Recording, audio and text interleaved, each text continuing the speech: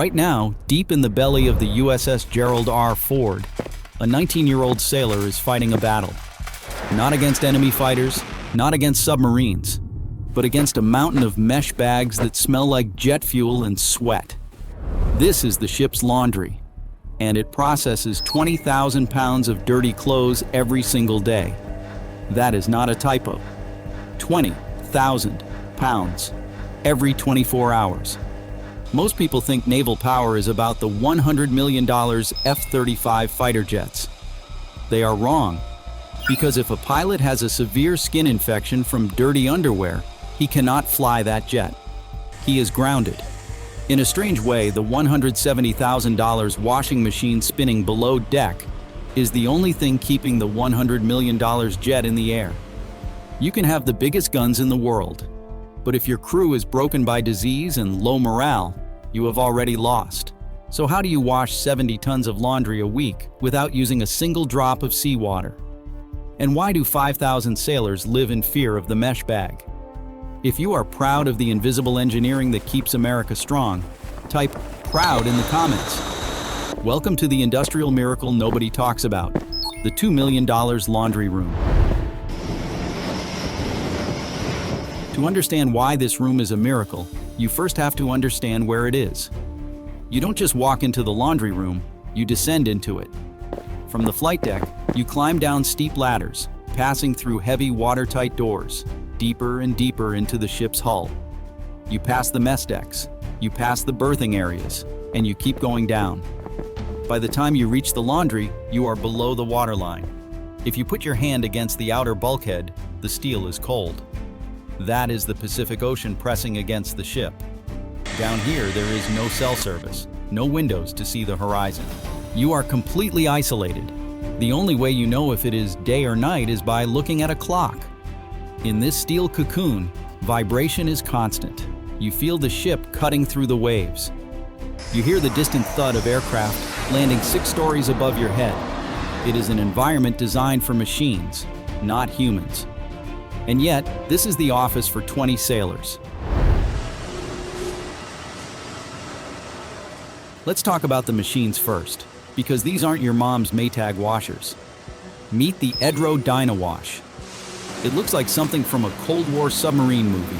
Massive stainless steel drums, industrial control panels that could survive a torpedo hit. These machines are literally bolted to the steel deck plates. Why? Because when the ship is pitching in 30-foot swells, a 200-pound load of wet uniform spinning at high speed becomes a kinetic missile if it breaks loose. Let's dig deeper into the engineering. How do you spin 200 pounds of wet clothes at 100 revolutions per minute on a moving platform? If you tried this with a commercial laundromat machine, the G-forces combined with the ship's roll would tear the bearings apart in hours. The Edro Dynawash solves this with a military-grade suspension system called vibration isolation. The internal drum isn't just sitting there. It floats on a complex system of heavy-duty springs and industrial shock absorbers. It is similar to what you find on an off-road truck. When the ship leans 15 degrees to the left during a sharp turn, the machine's suspension compensates instantly. It keeps the spinning drum centered. It creates a weird optical illusion. The outer steel shell moves with the ship, but the spinning drum inside stays perfectly gyroscopically balanced. This is why they cost $170,000. You are not paying for a wash cycle. You are paying for a machine that defies gravity and momentum simultaneously. The numbers are staggering. Your home washing machine handles maybe 15 pounds. A carrier washer? 200 pounds in a single cycle. The dryers are even more brutal. They can swallow 600 pounds of wet uniforms in one go. That is 30 times what your home dryer holds. And the price tag? $170,000 per machine. That is the price of a nice house in many parts of America. A carrier needs multiple washers, high-capacity dryers, and steam presses. The total investment for this room? Over $2 million. Why so expensive? Because they have to survive saltwater corrosion, tropical heat, and the constant earthquake of fighter jets launching overhead. Some of these machines have been running for 50 years. The Navy's philosophy is simple: run them until they die. Veterans watching this know the sound. That low, constant hum vibrating through the deck plates. The smell of industrial detergent mixing with JP5 jet fuel. It is the smell of work, the soundtrack of a floating city that never sleeps. But the machine is the easy part. The real enemy is the water. Here is the engineering nightmare. You are floating on billions of gallons of seawater. But you can't use a single drop of it to wash clothes. Salt ruins fabrics and destroys machines. You need fresh water. But on a nuclear carrier, fresh water is liquid gold. Everything competes for it. Here is the brutal priority list. The nuclear reactors, always first. The steam catapults, to launch jets. Drinking water for the crew, showers. And way down at the bottom of the list, laundry. So how do you wash 20,000 pounds of clothes a day when you are last on the list? The Navy doesn't just filter water, they cheat physics, they recycle. Modern ship laundries use a closed-loop system.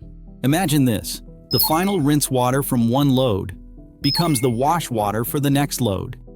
Filters remove the dirt, treat it with chlorine, chloria, and pump it back. 1 gallon does the work of 10. It is the ultimate expression of waste not, want not. And it's not just about the water, it's about the soap. Have you ever thought about how much detergent you need for 5,000 people? You can't just run down to Costco and buy a jug of Tide. A carrier on a 9-month deployment would need to store thousands of plastic jugs. That is a fire hazard and a waste of space. Instead, the Navy uses an automated liquid injection system.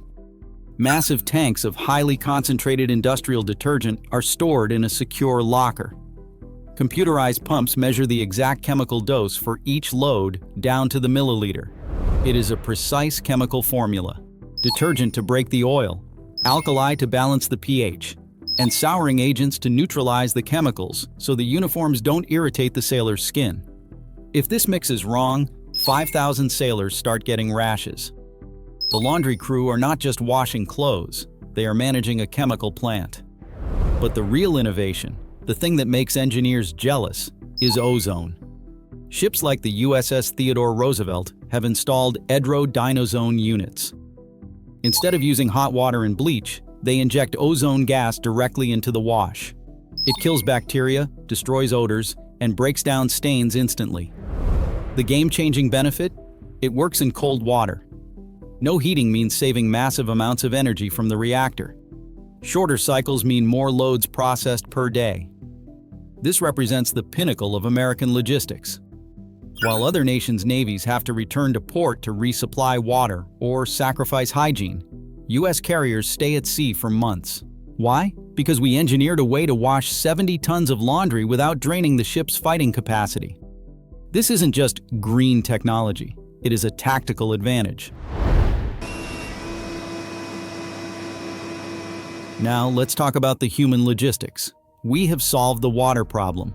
But how do you return underwear to 5,000 different people without mixing them up? This is where military precision meets Murphy's Law. Enter the mesh bag. It is a simple system. Each sailor gets a mesh laundry bag. You stuff your dirty skivvies, t-shirts, and socks inside. You pin it shut with a giant safety pin carrying your ID number. You drop it down the chute, and you pray. But before a bag even enters the machine, it faces the most critical step, the FOD check. FOD stands for Foreign Object Debris. In aviation, a loose screw can destroy a jet engine. In the laundry, a loose lighter can burn down the ship. Sailors are notorious for leaving things in their pockets: pens, lighters, knives, flash drives, even live ammunition rounds from the security forces. If a disposable lighter makes it into a 200-pound dryer blasting 180 degrees Fahrenheit heat, it becomes a bomb. A lint fire on a ship is one of the most terrifying emergencies imaginable. Fire spreads through ventilation ducts in seconds. That is why the laundry crew has eagle eyes.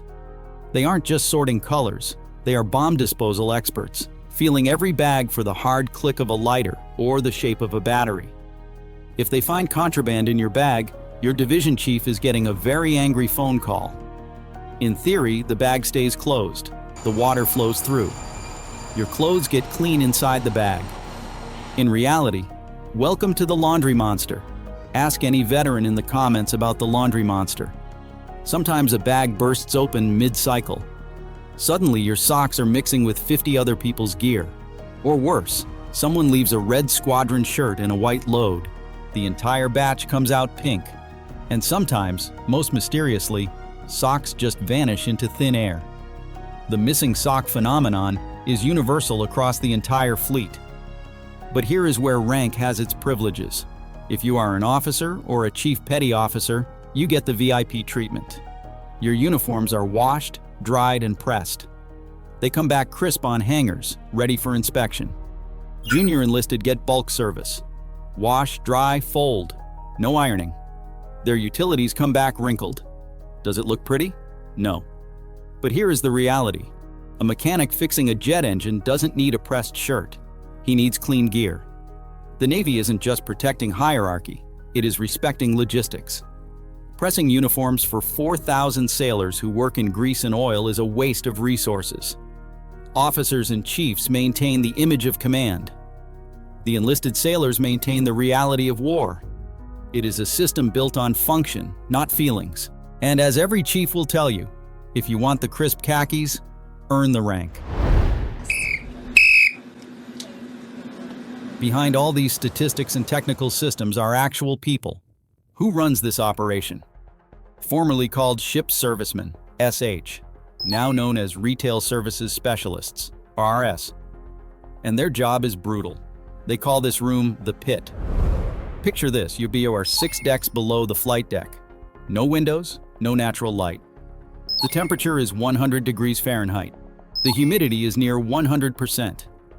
And you are pulling 12-hour shifts sorting through thousands of sweaty gym clothes and key fuel-stained coveralls that have been fermenting in lockers for a week. It is physically demanding, loud, and monotonous. When the laundry is running smoothly, nobody notices. When machines break down, everyone complains. Because of the difficulty of the job, the laundry room becomes a hub of the ship's underground economy. In the Navy, we call it horse trading. Let's say you are a cook in the galley, and you want your chef's coat pressed for an inspection, but you are not an officer. Technically, you are not entitled to it. But if a tray of fresh-baked cookies or a steak accidentally finds its way down to the laundry crew at midnight, amazing things happen. Suddenly, your uniform comes back starched and pressed. The RS sailors know their value. They control the one thing everyone needs: looking good. This barter system builds a unique bond between departments. The supply guys get the laundry guys' new boots. The laundry guys wash the supply guys' sleeping bags. It is an unwritten ecosystem that keeps the ship moving smoothly. Yet these sailors take genuine pride in their mission. They treat every mesh bag like a combat objective. They know that a clean uniform is the only comfort a shipmate might get after an 18-hour shift on the flight deck. There is a profound dignity in this grit. That 19-year-old from Iowa standing in the heat isn't just doing laundry. He is keeping a floating city operational. He is the backbone that allows the tip of the spear to strike. It proves that American military power runs on dedication at every level, from the pilots flying $70 million jets to the sailors making sure those pilots have clean flight suits. So the next time you see an aircraft carrier on the news, launching fighters or returning from deployment, look deeper. Don't just look at the F-35s. Remember the hum of the Edro Dynawash. Remember the smell of ozone. And remember the sailors sweating in the dark so their brothers and sisters can stand tall in the light. This is what naval supremacy actually looks like. Not just the missiles and the radar, but the unglamorous logistics that keep 5,000 Americans combat ready month after month. The $2 million laundry room isn't luxury. It's operational effectiveness. You can have the biggest guns in the world. You can have the most advanced technology. But if your socks are wet, your uniforms are dirty, and your crew is broken, you have already lost. Stay clean, stay ready. And to the laundry crews keeping the fleet in the fight, we salute you.